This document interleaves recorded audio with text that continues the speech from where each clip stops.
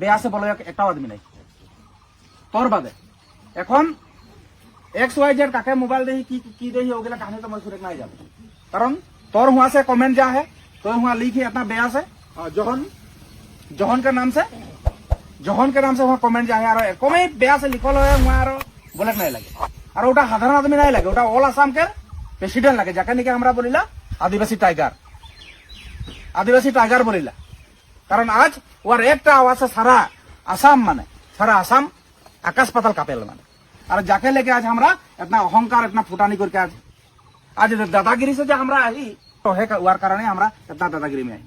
आज हमारे बेटी बहन इज्जत से घुरे पार आज हमारे माटी बाड़ी के लूटपाट कर नहीं पार एकमात्र प्रदीप नाथ और वही आदमी टाके जो इतना बेया से तो लिखबे कितना बेया से लिखल तो कमेंट देखी ना देखी तो कितना बेया से लिखल है इतना बेया से कमेंट लिखल पे हमरा तो এটা আলোচনা করে নাই রে ইয়াকার गांव के राइज बोलल खातिर में हमरा आलोचना करती ना हेले हमरा डायरेक्ट हुआई लोग पाती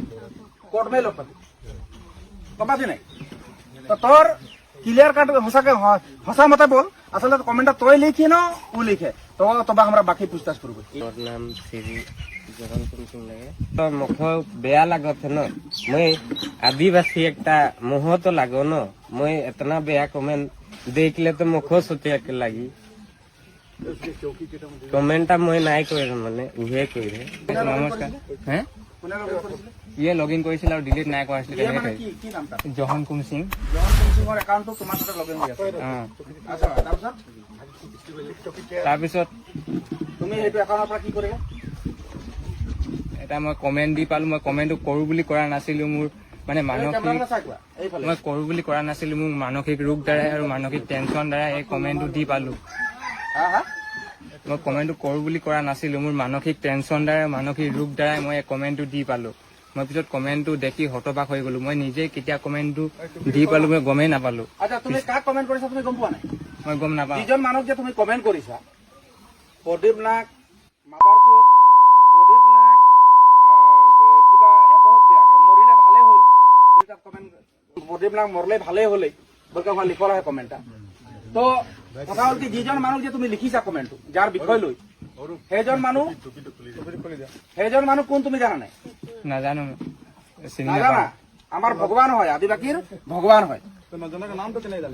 আমার আদিবাসীর ভগবান হয় আজি অল অসমৰ আজি প্ৰেচিডেণ্ট অল অসমৰ প্ৰেচিডেণ্ট আজি ডেথ হ'ল আজি অসমৰ আদিবাসী ৰাইজে কান্দিছে যোৱাকালি দহাত মই নিজে আছো আদিবাসী ৰাইজে কান্দিছে সবে দুখ প্ৰকাশ কৰিছে সব জায়গাতে বন্তি প্ৰদান কৰিছে আৰু যোনখিনি কাৰ্যসূচীত টাই হোম ছাত্ৰ সন্থা জাতীয়তাবাদী যুৱ ছাত্ৰ পৰিষদ সদৌ অসম ছাত্ৰ সন্থা বিভিন্ন জাতীয় জনগোষ্ঠীয় সংগঠনসমূহেও মানে গভীৰ দুখ প্ৰকাশ কৰিছে আৰু আজি এই সময়ছোৱাত তুমি এজন মানে এটা জনগোষ্ঠীয় এজন আমাৰ ভগৱান বুলি ক'ব পাৰি আদিবাসীৰ ভগৱান তেখেতক আজি তুমি ইমান বেয়াকে মানে কমেণ্ট কৰিলা সাংঘাতিক বেয়াকে মানে কি এই ভাল লগা নাই বুলি কমেণ্ট কৰিলেও বেলেগ কথা আছিল ইমানে বেয়াকে কমেণ্ট কৰিছা মানে গম পাইছা না ইমান সহজে কিন্তু আমি বিষয়টো আমি ল'ব নোৱাৰো এইটো জাষ্ট এওঁলোকে আমাক মতাৰ কাৰণেহে আমি আহিলো আলোচনা কৰিব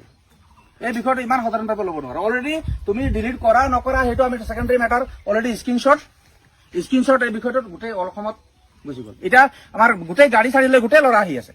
আমি খালি আমি ক'লো যে ৰাজগড়ত আপোনালোকে থাকক আমি আলোচনা কৰি আছো বাকী কি ব্যৱস্থা হ'ব সেইটো হ'ব মই কৰো বুলি কৰা নাছিলো মই বেলেগ এটা কাবাক লিখিব লওঁতে তাত মই গুচি গলো পিছত ইয়াৰ একাউণ্টত লগ ইন হৈছে তেতিয়া মই গম পালো যে ইয়াক কেনেকে দি পালো নামটো কেনেকে জানা তুমি প্ৰথম নামটো কেনেকে গম তুমি তাক চিনি নোপোৱা তাৰ নামটো কেনেকে জানা জহানৰ লগত মোৰ ব্যক্তিগত কিবা দুশ্মনী আছে বা কিবা অলপ আছে সেইটো কাৰণে তেওঁক মই ফচাবলৈ কাৰণে কমেণ্টটো লিখিছো বুলি স্পষ্টকে তুমি কৈছা বুলি ইতিমধ্যে এওঁৰ মুখৰ পৰা গম পালো তো এতিয়া ৰবা তুমি মেণ্টেলি পাগল হোৱাৰ কাৰণে তুমি কমেণ্টটো লিখিলা ন ভাই তুমি এওঁক ফচাবলৈ কাৰণে লিখিলা কথাটো ক্লিয়াৰ কাট তুমি কথাটো কোৱা মেণ্টেলি মই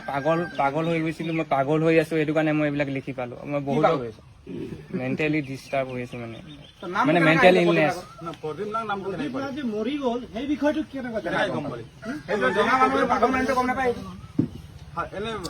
ফেচবুকত পোষ্ট পায় কথাটো খেলা খেলি কোৱা ফেচবুকত এনে নৰ্মেল পোষ্ট পাইছিলো মই প্ৰদীপ নাগ ডাঙৰীয়া মই ভালকে চিনি নাপাওঁ মই জাষ্ট এনেকে নৰ্মেল মানুহ বুলি গম পাই সেইটোৱে আৰু মই বেলেগকে তাক ক'বলগীয়া একো নাই, মই তাক ভালকে চিনি নাপাওঁ। জনগোষ্ঠীৰ মানুহে তাক দুখ প্ৰকাশ কৰা নাই। গোটেই অসমত থকা বিভিন্ন জাতি জনগোষ্ঠীৰ মানুহে দুখ কৰিছে। যে দাদা ইতিমধ্যে কৈ গ'ল, বিভিন্ন ছাত্ৰ সংগঠন আছু হওক, যুৱ ছাত্ৰ পৰিষদে হওক, টাইসমূহ হওক বা মৰাণ, যিমান জনগোষ্ঠীয় ছাত্ৰ সংগঠন আছে, জাতীয় সংগঠন আছে, গোটেইখিনি দুখ প্ৰকাশ কৰিছে। অসমৰ বিভিন্ন মন্ত্ৰী MLA তাৰ ঘৰত গৈ আছে, যোৱাকালি দহা হ'ল তেতিয়াও তেওঁলোকে গৈ আছে। গোটেই অসমৰ মানুহে দুখ প্ৰকাশ কৰি আছে তেওঁ যোৱাখিনি। অকল আদিবাসী লিডাৰ বুলি আমি ক'ব নাযাওঁ, তেওঁ এজন অসমৰ এজন লিডাৰ আছিলে। তেনেকে ব্যক্তিক এটা তুমি ইমান অশ্লীল, মানে এইটো আমি উচ্চাৰণ কৰিবলৈ বেয়া লাগিছে পাব্লিকৰ আগত, ইমান অশ্লীল শব্দ তুমি এটা দিবা। তোমালোকৰ মাজত কিবা বেয়া পোৱা আছে তুমি তাৰ বিষয়ে লিখা, তাৰ বিষয়ে লিখিবলৈ, সেইটো আমি ক'বলৈ নাই। তুমি তাক গোটেইখিনি এইখন গাঁৱত আদিবাসী হওক বা আহোম কছাৰী যিমান জনগোষ্ঠীৰ মানুহ চবতে মিলা আছো আমি, আছো নাই কোৱাচোন? কোনো কাকো বেয়া বুলি কেতিয়াও ক'ব নালাগে। গোটেইখিনি আমি অসমত আকৌ অসমীয়া হিচাপে চবে পৰিচিত দিওঁ, হয় নাই কোৱাচোন? হয়, কোনোবা আহোম হ'ব পাৰে, কোনোবা কছাৰী হ'ব পাৰে, কোনোবা মৰাণ হ'ব পাৰে, কোনোবা আদিবাসী হ'ব পাৰে, কোনোবা গোৰ্খা হ'ব পাৰে। গোটেইখিনিতো আমি আছামিছে হওক, হয় নাই কোৱাচোন? আমাৰ গোটেইখিনি আমি চবে মিলাই কৰি আছো। ভুলতে হৈ গ'ল মানে। তুমি ঠিক আছে, তুমি যদি ফেচবুক যদি তুমি চলাব নাজানা, তুমি ফেচবুক